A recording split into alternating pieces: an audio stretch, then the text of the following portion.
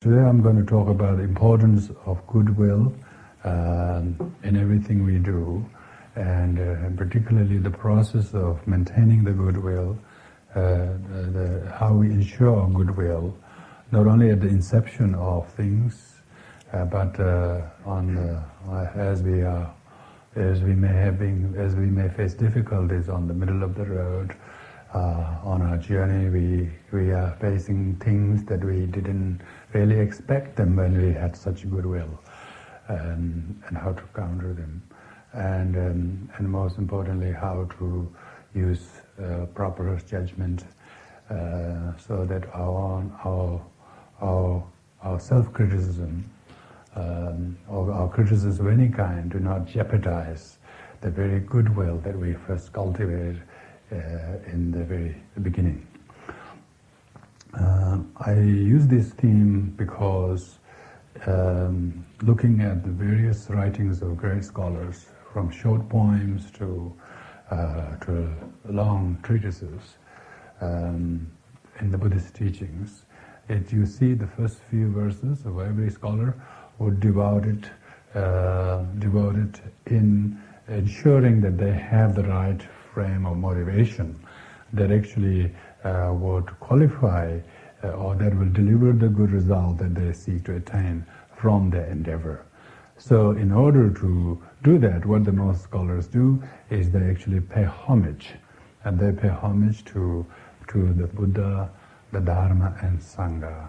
Yeah? Buddha is the fully enlightened mind that we all seek to attain. The mind, if our mind even if it's not ultimate enlightenment, or if our mind was a bit more enlightening at a particular time, it helps. If one doesn't remind oneself that one needs to have a mind that is awakened, it is difficult to stay awake. It is difficult to stay aware. It is difficult to stay tuned, if you like, so that one could maintain the goodwill that one cultivated in the very beginning. So that's why reverence to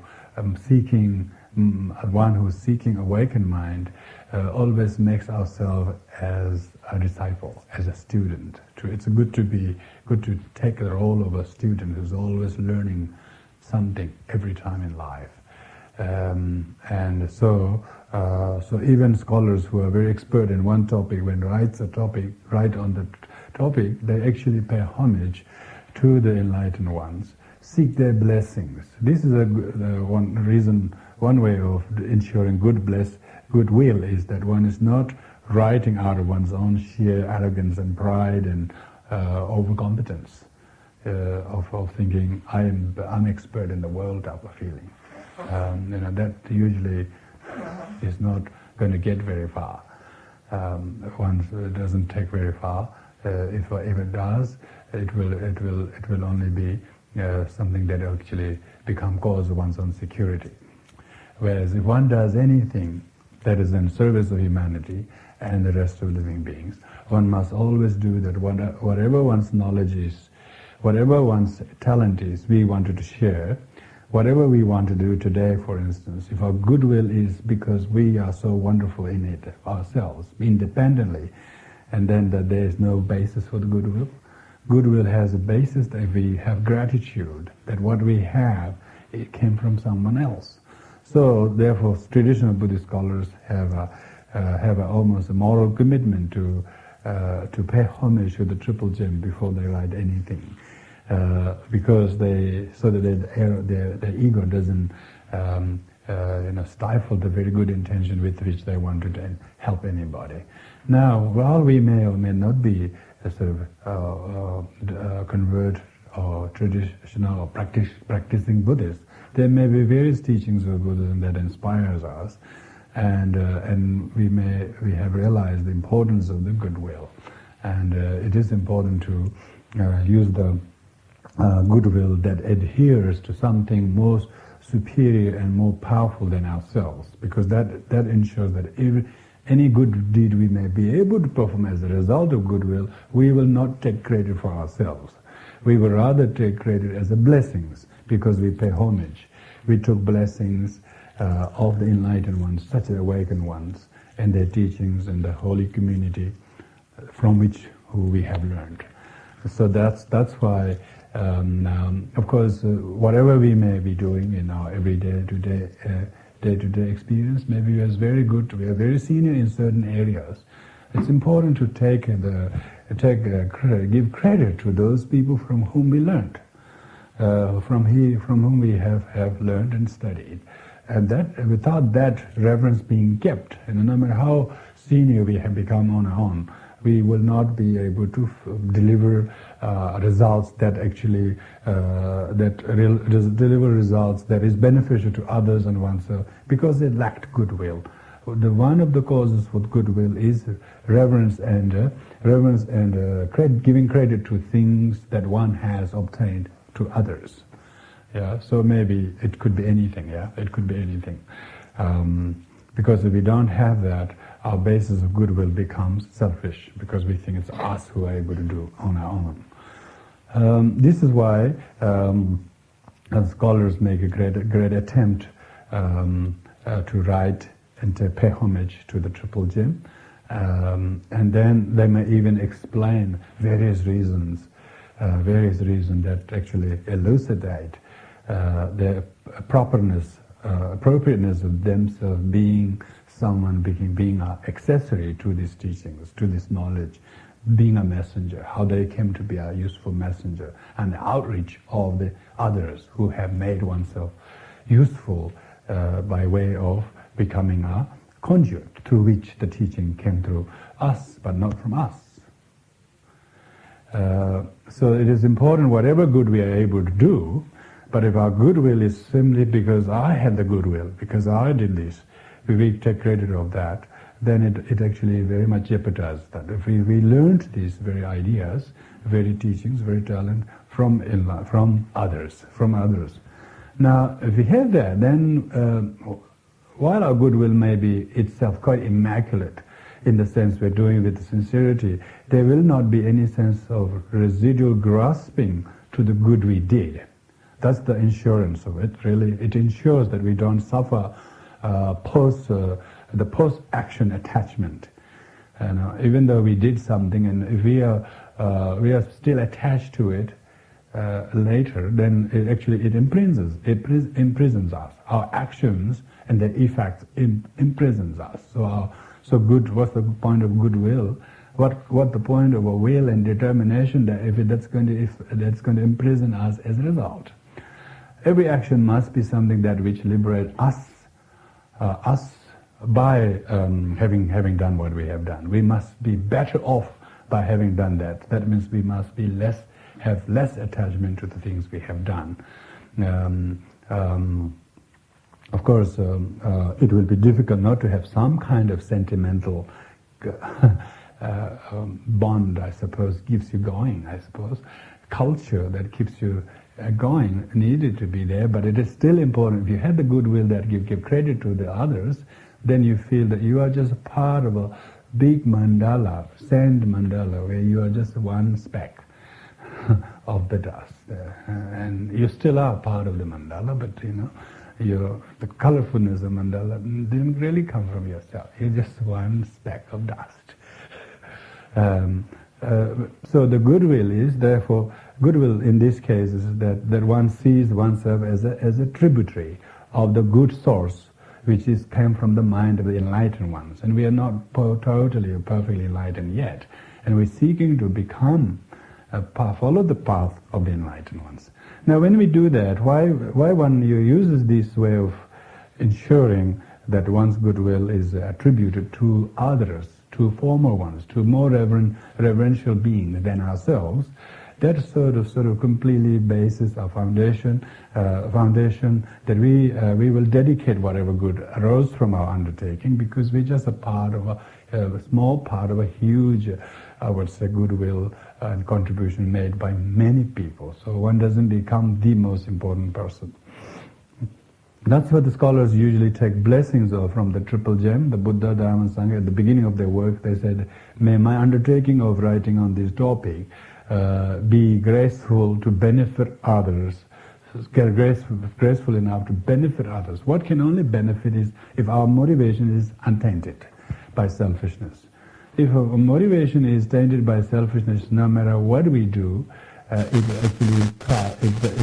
fails to benefit others. Even if it benefits others, it will be only temporal benefit. It wouldn't really benefit that creates happiness in somebody. It only benefits temporarily, and it might have actually some trappings of its own kind that is not easily discernible at the time of execution. This is why there is a concept in Buddhism about whether one maintains goodwill or not, whether one is maintaining enough judgment that is introverted. Our judgment is usually extroverted. We judge other people more so than that we should judge others. So therefore, Nagarjuna, the great second century Buddhist scholar, said that human beings are rather like persimmons, the true Indian sort of fruit. The persimmons are very difficult to judge whether it's ripe or not. It looks very ripe from outside. When you open it, it's really not. So you wish you never opened it. But you did. And sometimes it looks like it's not ripened, but when you open it, it's over ripened. It's like that. So and we are not aware of that all the time because we don't look within ourselves. They say the strife of animals are outside, but human strives inside. And so one need to be so discerning within to be able to find what really is our intention. What really is our intention? How can we improve that intention? And another sort of extension about this analogy about persimmons, about human character, is also four kinds of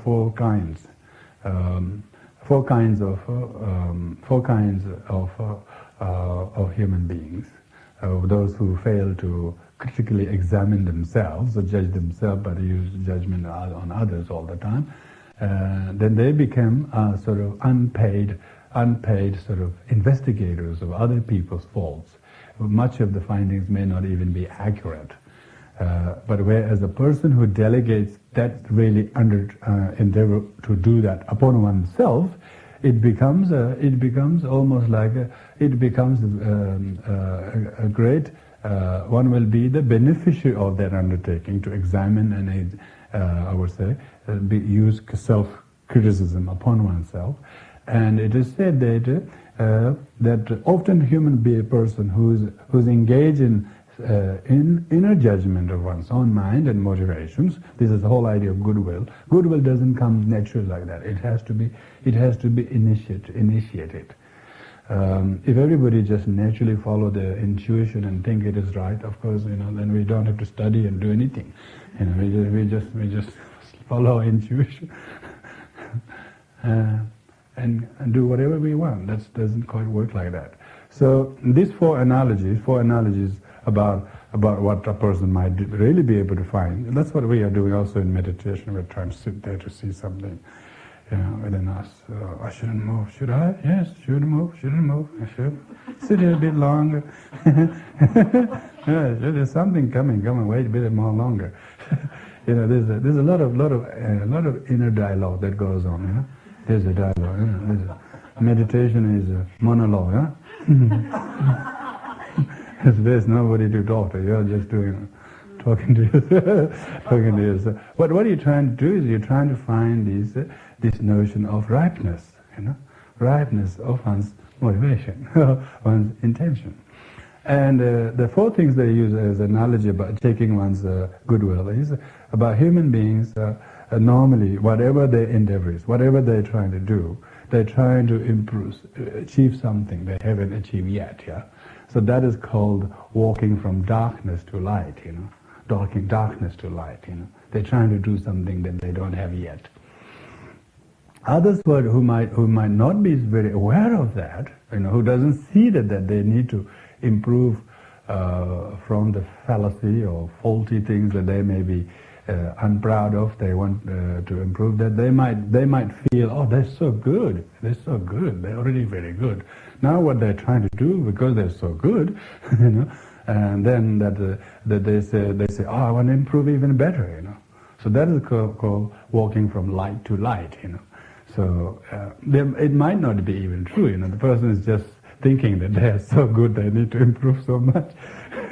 they might be walking from darkness to darkness, you know.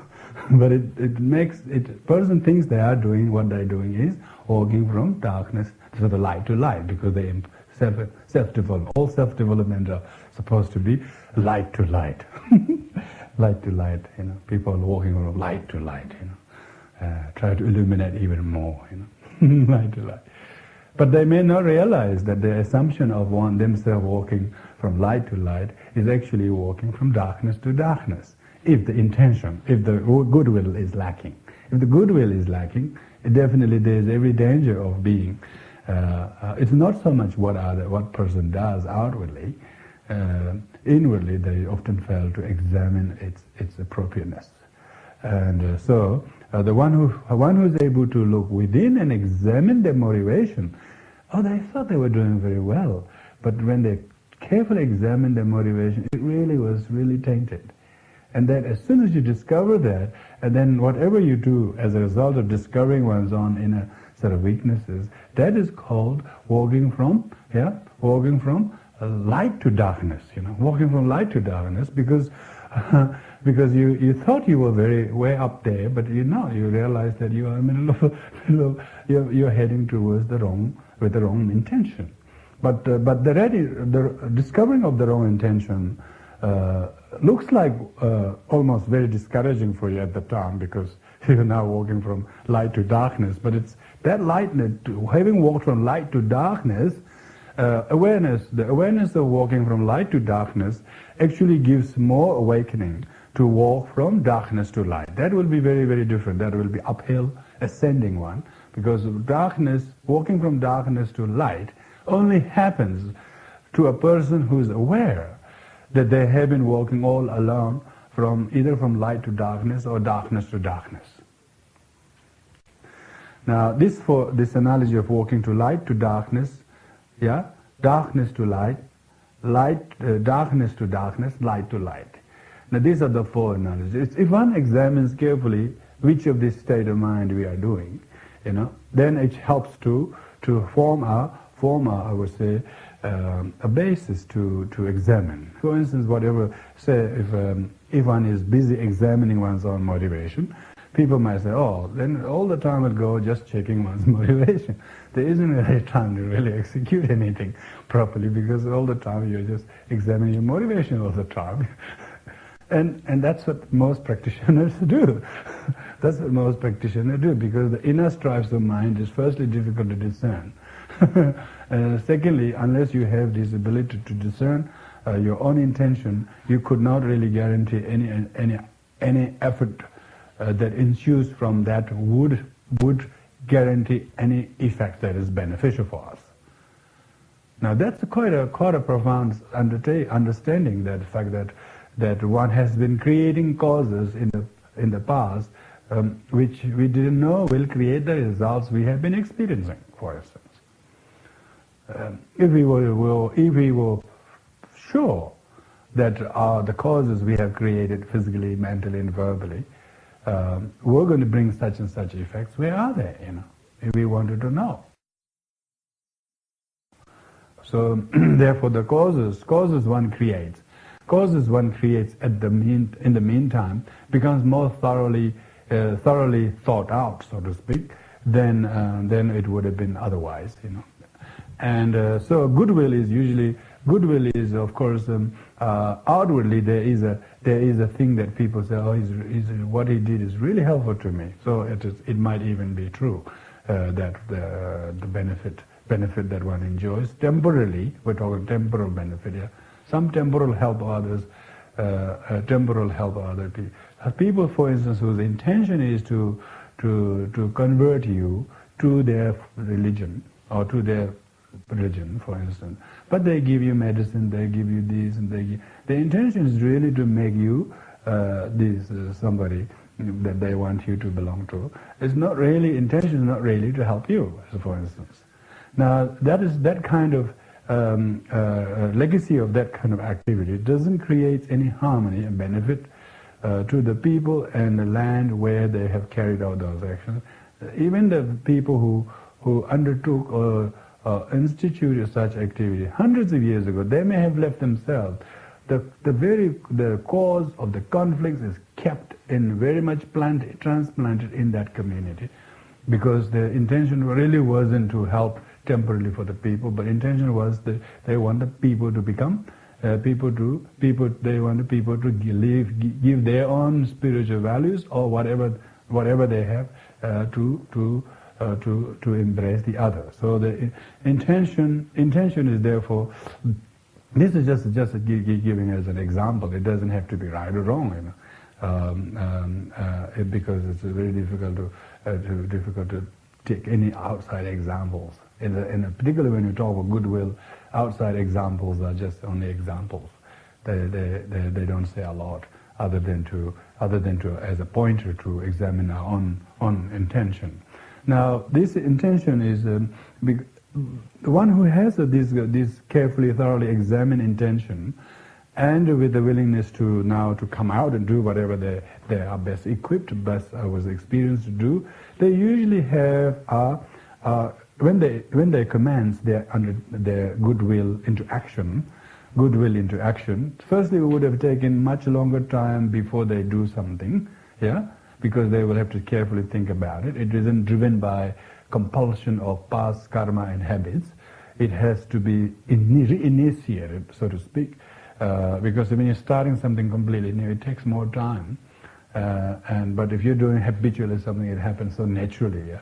So if you're reinitiating something new in oneself, firstly, it takes longer time. Secondly, one is more skillful and careful and more patient in choosing appropriate time, manner, and location where one can best do that. So do whatever one wishes to do. And that kind of choosing of the appropriateness is called skillfulness. We become more skillful. What does goodwill do is goodwill makes us more skillful. Because if we have a good will, the will is there to do something very beneficial, so we want to make sure that our will is now able to deliver that very will, that very, I would say, the purpose or the mission for which one wishes to do, one is actually now able to try to deliver. So goodwill induces mindfulness. This is the benefit of it.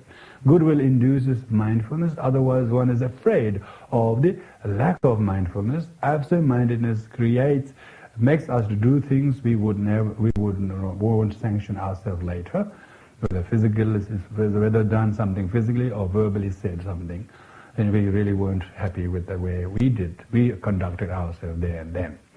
Now a person who's assiduously engaged in examining their motivation become more skillful in not doing so many things, but rather do few and do them well.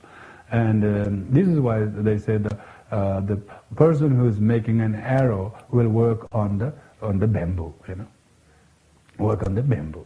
It is said whereas the person who is working on themselves, they will work with their mind. They will not work with something outside, you see.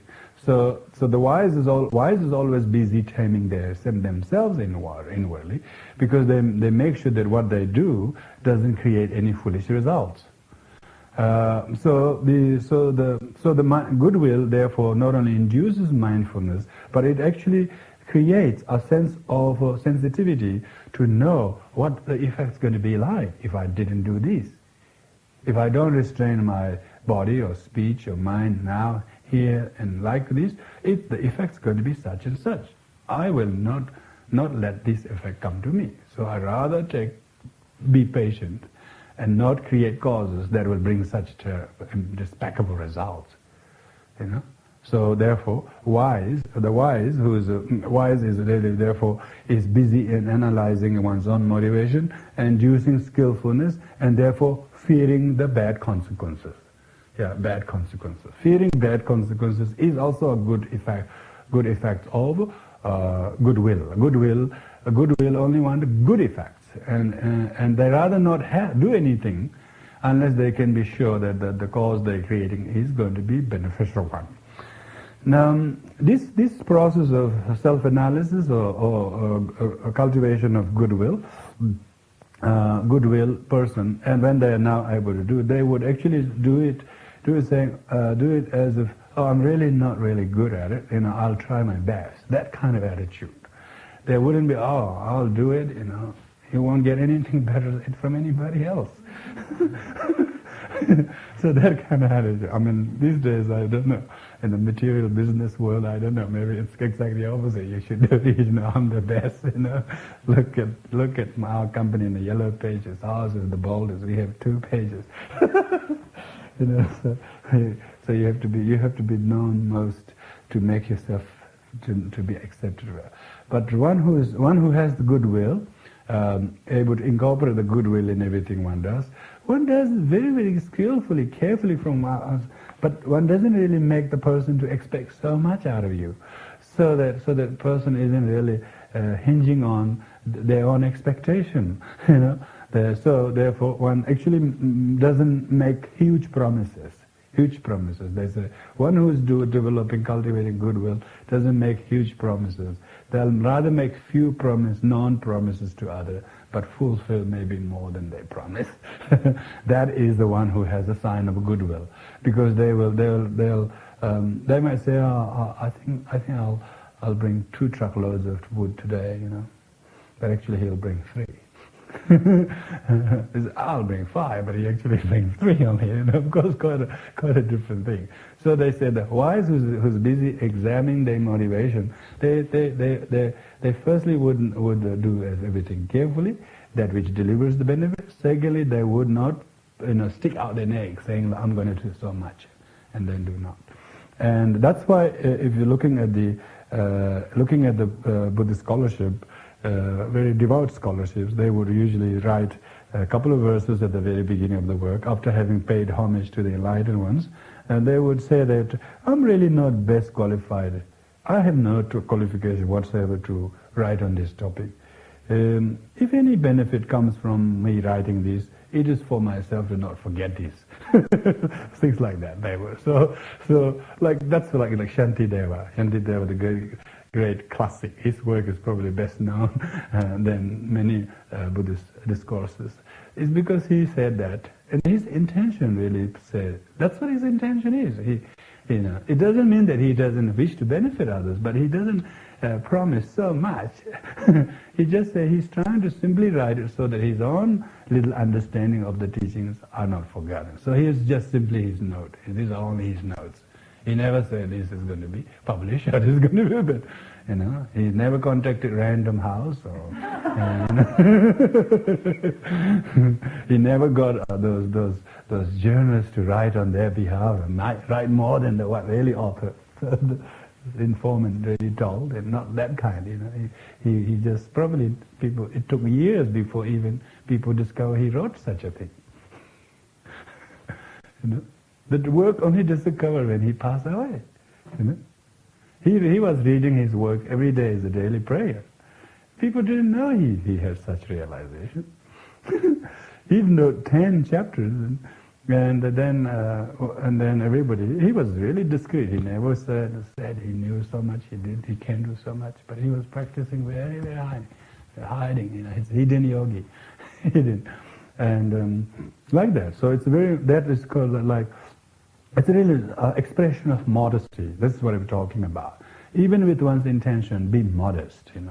Don't feel that our intention is best. There are a lot of room for me to improve, but this is the best I can do. I have a long way to go, type of thing. So that this is all I can do. Hopefully, it will be beneficial. If not, please reject it. That kind of. And you wouldn't be offended by people rejecting you, You probably would be very humbled. That's right, I told you I'm not good. So you see, I told you, I just haven't thought out very carefully. So the goodwill, the person who's cultivating goodwill, is often takes responsibility of all responses, because they would not be wasting time to judge things external to them. That rather they say to say, well, what's my response going to be like now? If I'm rejected, if my work is rejected, what I did is rejected, did I is frowned upon. That's a great advice. Now I should really look within myself and improve my mind, my mind. And because of that, it says that scholars would usually write something, and they said that if this of any benefit, if this proved to be benefit to future generation, they say the people of contemporary generation will not be benefited, because contemporary generation people are like those who think that we have done more than they wish to do. They will be jealous to us. Those who are almost the same as us, they will be very competitive to us. Those who have done more than us, they will be looking down upon us. So there will be not a chance that anybody will be greatly pleased. So you rather hope that what your work is for the future generation. Future generation. It's good, because this is a lot of the great Buddhist classics were discovered after the teacher also passed away. After they also passed away, some people just sort of discover this, folders of some notes, and they read it, and they contain so much, you can't, and then they got published, and then they realized this is the legacy. This is the legacy of such a great being. This wasn't a work that book that has been published has a big launch where everybody was there. Not that kind, So the thing that contained in that was so much that could be enjoyed as a feast by future generations. Like the Shantideva's work, like the words of Buddha, anything that is carefully translated. You read after so many thousand years, you still continue to enjoy. You don't have to tell other people how good it is. It's for them to find out. They got to chew it themselves. You can't really tell the taste to other people. They got to taste it. Because the intention with which those great beings wrote or did anything was immaculately thought out with the altruistic motivation. This is the intention we're talking about. And of course, if someone particularly requested us to do something, then we did as a result of people's requests. Then there is a tradition to say that, if it wasn't really your insistence, I would have never learned how to do it. So that because someone sort of encouraged you to do, you therefore learned how to do it, what to do it. But previously you didn't even have any such knowledge. You see, that kind of humbleness and humility is a sign of constancy of a goodwill. That's why the goodwill, because otherwise when our work or what we did is rejected and criticized, we become completely hurt by it. We become like we don't want to do anything like that anymore with that kind of person. We reject ourselves with it, you see. But whereas a person who has the goodwill, sustained goodwill, not only the inception but also in the process. This could be also we're talking about in interpersonal relationship, and not just with ourselves. Whatever is going on, whatever going ons are there in the life, they're all very great signals to improve our will, our goodwill, to respond. If our response to the situations was a blessed and sanctified goodwill, even very sour experiences can turn into great learning curves and experiences. Not necessarily smooth success or success, Some success takes a big plunge first, and then realize what I need to do now, So it is, because goodwill really means that there is always still a residue of a mind that examines what's going on in one's mind, or in what is the reality that one has made it to manifest, made it to appear in the way they have done. And it is this regards that a person on the process of doing what they have set out to do with the goodwill also examines the feedbacks, becomes the greatest teachers. Not what one has done, but feedbacks you can get. Most of them may be criticism, and some may be positive feedback, encouragement. Some may be great praise, Some may blame, But that's through which We got to be able to learn from all of that, one to sustain the goodwill, because otherwise we could be discouraged by someone's remark or whatever it is. One's goodwill or one's work will never be, I would say, repelled by experiences of that kind. It may teach us something that we haven't learned so well, but it shouldn't push us back so as to I would say, damage or discourage our own mind. It is said by the scholars also in their working. They said that it is in this decadent age, what kind of good can I do? What kind of good I can do to better the world? So it's still, one actually takes the responsibility, saying that even if I try my best and if it doesn't please anybody, I wouldn't be offended, because that's the way the world is. Because the world is very difficult to please. You make two happy, four unhappy. That's the kind of thing, So it never will be everybody happy with what you do. So so therefore, one of the ways goodwill is that it doesn't matter. You do what you can, but in this decadent age, you can't please everybody. That's a very nice nice position to take, because otherwise we try to please the whole world, and we don't. Nobody does. Just amazing. How many people in this side of the world would people say, so inspired by people like His Holiness Dalai Lama, or it could be anybody that you know in your mind, like Mother Teresa, people like that. Yeah.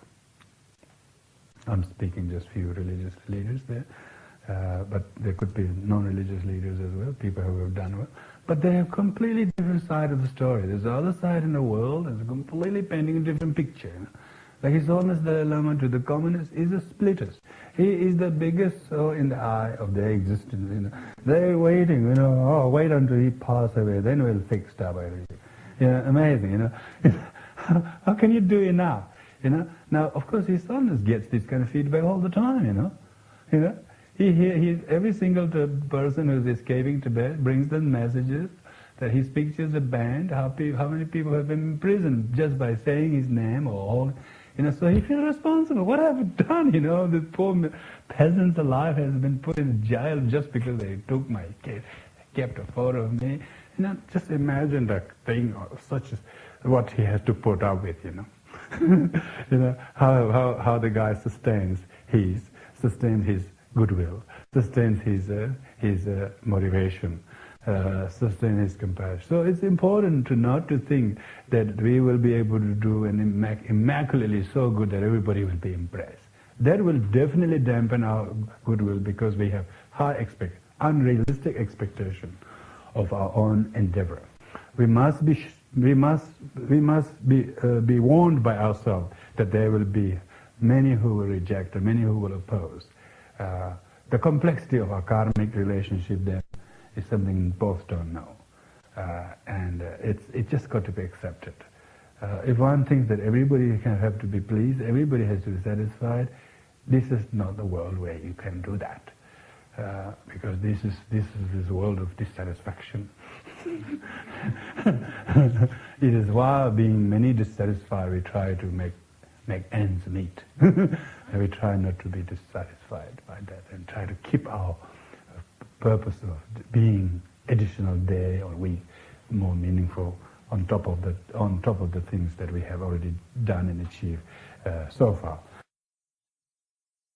So you can see that goodwill requires not only the intention, but the willingness to face the kind of experiences that we haven't expected, responses that we haven't expected, because it's easy for us to feel that, I've done this, now it's about time I should get this, and that's the kind of, we could do that. We might sitting there 2 hours, sitting meditating, oh gosh, I'm feeling so sleepy, this is all I get.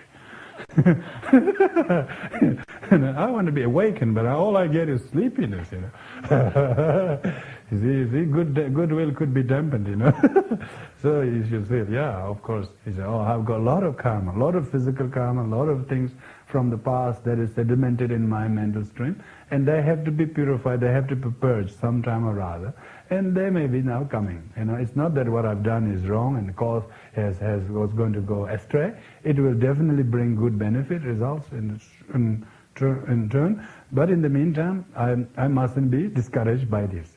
Because goodwill is often nice and very inspiring. Inspiration right at the very beginning is very strong.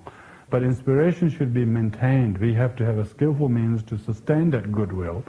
Because if there is a time that you can only will, and there is a time that you can do only, that's quite two should coexist, The will should exist as action of the will is implemented, yeah? If the will is only there and the action doesn't sort of have any relevance to the will that we made, goodwill that we intended to have, then of course the action we in the meantime do is completely we never intended to do. We just don't know why we did that. So when we become absent-minded about goodwill, then we become completely de-linked, if you like, completely de-linked from initial goodwill. And therefore we become a force of some kind completely, overtake us and hijack us, if you like. And some of them may be just mere unfortunate associates. Some of them may be mere unfortunate events because of the way the events, how we are there, the particular event was happening. As a result of that, totally overtook us. We had no way of ability to sustain sustain our goodwill or maintain our goodwill or prevent it from being hijacked by things because of our the situation, power of situation we're talking about. And part of its associate is that we become persuaded by some other people's opinion and make them to, then we forget our intention. We become completely influenced by such and such, and as a result of that we realize this has nothing to do with my will. How did I kept doing that? We will find that again. So therefore it is important. Mind has to be constantly on the ball, so to speak, to engage, to be self-engaging. That self-engagement is what we were talking about. Inner judgment is that there should be a completely self-engaged person. Actually, is more aware of themselves, and therefore they're not going to be easily influenced unless it's beneficial for us and for them and for future consequences of that influence. But if it's just because of something, we won't be influenced. We just don't take such influence because we have ability to draw the boundary. Yeah? We have an ability to draw the boundary where things can, how far it can go, and it doesn't mean that we have to reject it, but we need to be protective of our own sort of principles, our own things, so that our goodwill, however little it is, however in an infancy stage it is, we make sure that this doesn't get wiped off by force of an external kind. It is this kind of thing that the prayers, some prayers are very good, therefore, to maintain goodwill. Because when you are facing certain situations, you can feel there are situations which is about to sort of derail your motivation. But you don't know how to sustain. And then prayers that you have, like in Buddhism, Buddhist practitioner would recite refuge prayer. It's a commitment of one of the commitment of a refuge after taking refuge is that they should undertake everything after having taken refuge. And if any difficulties they face in the middle of something, they must take refuge in order to make them to be strong enough to cope with and get through the difficulty so that you don't lose to the difficulty. So one way to ensure the goodwill is that one must have some way of making prayers. You don't go pray only on Sundays or something, but you go pray wherever you need, They said the prayer should be said where you need it most, and therefore they have a they have a saying about the yak caravans in Tibet.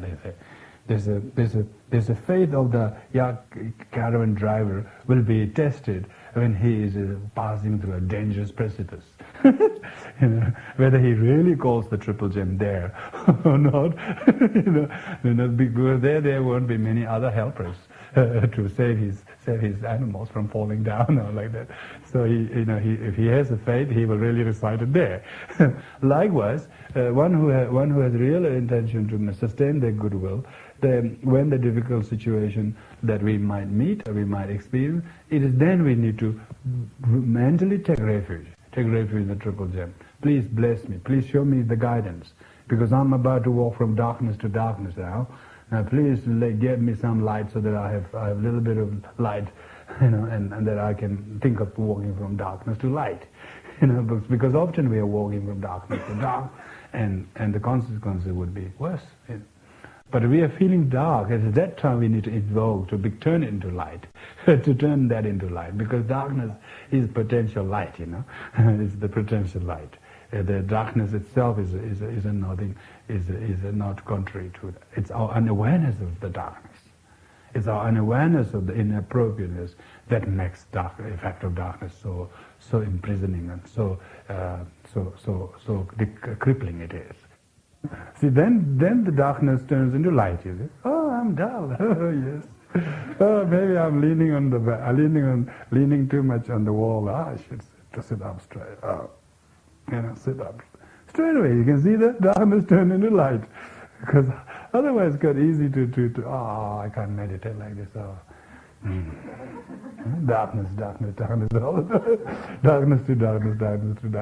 This is exactly what Nagarjuna is saying. Most people go from darkness to darkness, and they don't know that. See, whereas the wise ones knows that even they are in middle of light, they still will not let it just take it for granted. They will say, be very careful how this light should be sustained.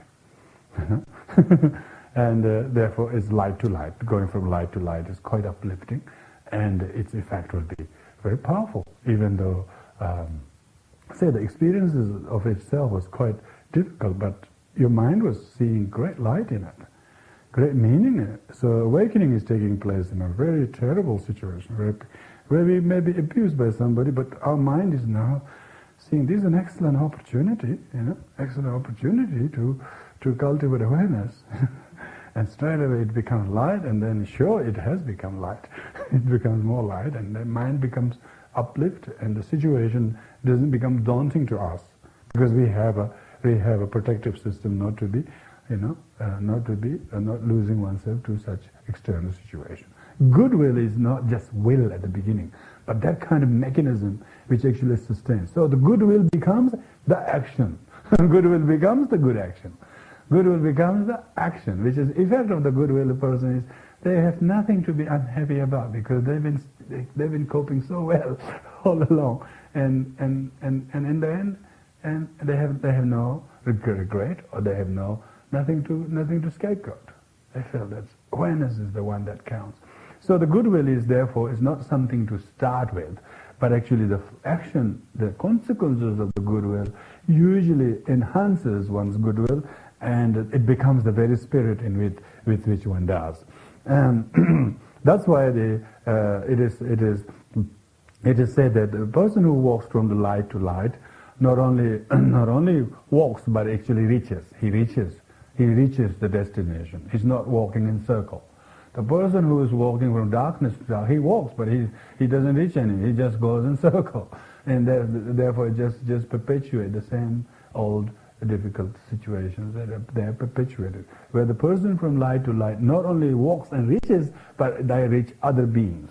They reach they're able to transport the benefit to other beings, because they're not sitting with themselves all alone. They are reaching outwardly. They are reaching others in order to, they may be sitting most of the time, but they're reaching out to other beings most of the time. It's like the sitting. The Buddha's greatest deed is enlightenment, and that was achieved by meditating, and that was achieved in sitting. And yet in this long 2,000 years after, he's able to reach so many people's hearts. And this is what I mean by, this is what I mean by the goodwill with which, goodwill. And one of the certain aspects of the goodwill also the stamina and relentless will that one will not lose and give into anything but sustain this will. Like the diamond posture, the sitting like that. He said, I won't move, I won't move from here until I taste bliss.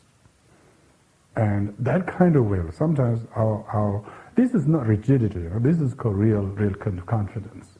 And rigidity is a difference between confidence. Confidence actually improves, like it waxes like the moon.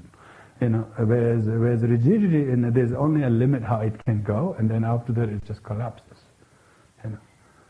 So whereas a goodwill makes sure that it does not suffer from rigidity, because if we don't maintain our goodwill, sometimes we might all of a sudden sustain. Our mind is completely afflicted by some selfish thoughts, and rigid person would reject themselves with that, and probably everything that they did. Whereas a confident person realizes, oh, there's something I should learn from this, and so even their discovering of their own weaknesses, they turn that into light. Yeah, they turn that into light. So the turning from darkness to light is the better of the four. Better of the four. One of the better two of the four. Yeah. Whereas darkness to darkness and light to darkness is the worst of the four. Worst two of the four. And the one who is constantly examining their intention. Examining their intention, and even though they feel they're going well, they still pray, may they progress, may they make sure they don't lose this grip of remaining light, or awareness of darkness, awareness of darkness of one's own intention. But anything that taints one's mind, one sees them as darkness, and one doesn't reject those darkness, but one awareness of that completely makes them to disperse those things. When one is not aware, one may not even realize that darkness has completely seized us. We might not fail to see that because we have no insight. It is from making from progress to darkness to light and light to light. And then I would say the goodwill is sustained. Goodwill is sustained. Every day becomes every situation becomes a stopover, where one analyzes, okay, how have I come this far? How was this morning? How was the last 2 hours? How have I been behaving myself? And that kind of, the person is quite well-rounded in terms of taking full responsibility of all experience they have of what they are doing, their perception, not only what they did, but their own perception. If they say, I take responsibility of my perception. And so, if we got to do something about that perception, and because one who looks within oneself and then use the perception as something to analyze and work on, then one is not so much wasting time on the perceived. One is dealing with the perception, and that is again where going from light to light is like that. Even one's perception is something that one would have chosen not to have, but when one examines that carefully, we don't have to possess that. We don't have to become. We don't have to belong that perception. It was just a passing scene. Do we want to turn our neck toward that all the time? While we're moving this direction? We don't. We don't want to. That scene is gone, and it was just one of the scenes that our mind perceived, and it's gone. It's finished. But when we become attached to our perceptions, whether it's true or fallacy, true or false or whatever, fictitious, then we actually turn our neck. We might be moving, but our mind is completely twisted by that perception. Now that is walking from darkness to darkness. So that's why goodwill is not always what we do with ourselves, but also with our perception. Because otherwise most people have this tendency, the perception is something that is inherently there to be perceived. And of course there's something is there to be seen, but what a person makes of it is completely different with person to person. That shows there's not much inherent in the perceived, but there's so much in the way the perceiver perceives.